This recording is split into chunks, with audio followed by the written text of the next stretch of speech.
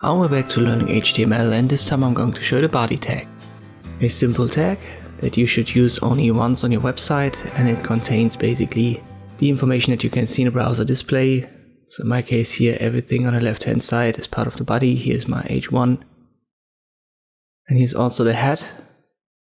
Technically you can add text right here in the head. So let me just write some text added, and it will be displayed in the browser, at least in my case here. But all of the information that's inside of the head should usually be backend information, so stuff for web developers, for example, or for search engines, all of the stuff that's happening besides the browser display. And you've got meta tags for that, or link tags. And I also have a title tag here on this simple website, and is usually not displayed in the browser.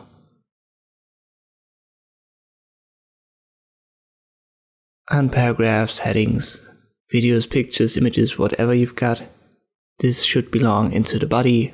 Once again, there should only be one body tag, opening and closing tag, for each website. And that's already everything there is to know about the body tag in HTML. I hope this video was helpful. Thank you for watching, and I'll see you next time.